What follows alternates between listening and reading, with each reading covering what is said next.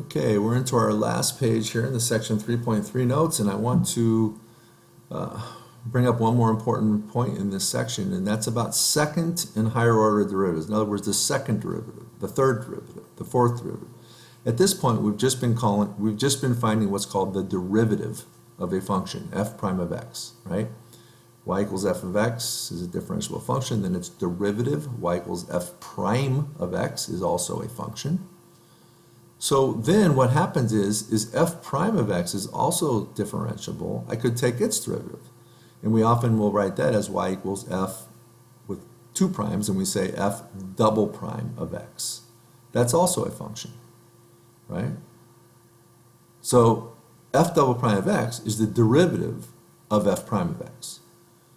This second derivative can be written in several ways. So there's lots of other notations that will be used throughout the book and in your homeworks.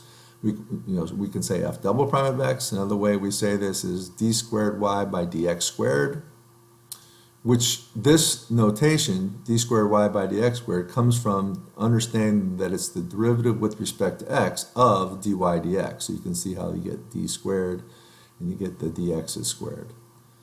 The other way some people will say it is it's the derivative with respect to x of y prime, or dy double prime dx. I mean dy prime dx. This one's rarely used. This one's really not, because this is the notation to get us to this guy. The two main notations are f prime of x and y double prime. Okay, then you also have these other notations which are used rarely as well.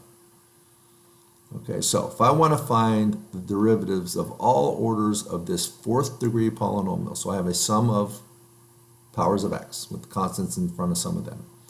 This is all simply just work through this. So if I have y prime would be the first derivative, dy dx. Take the derivative of this guy. So the derivative of x to the fourth is 4x cubed.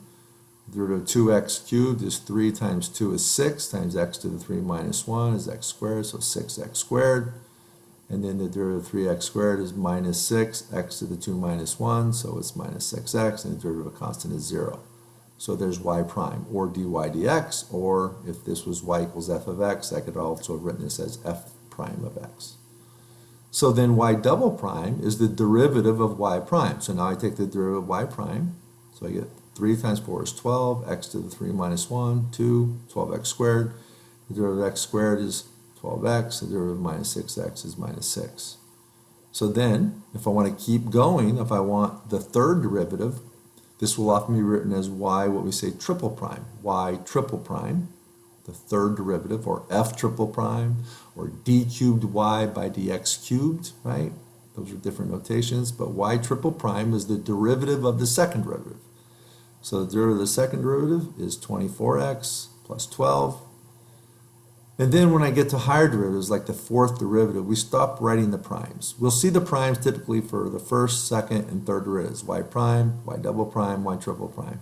Once I get to fourth and higher, what you typically see, and to make sure you understand that it's not y to the fourth power, we put parentheses around it. This means the fourth derivative of y with respect to x. Okay? So the fourth derivative is the derivative of the third derivative. The derivative of 24x is 24. The derivative of 12 is 0. And then the fifth derivative, right? We don't write y with 5 primes. We write y with parentheses around it, 5, to indicate the fifth derivative of y. That's just the derivative of 24, the derivative of the fourth derivative, which is 0. And then notice that all the rest of the derivatives, so the sixth derivative, there's a derivative of 0.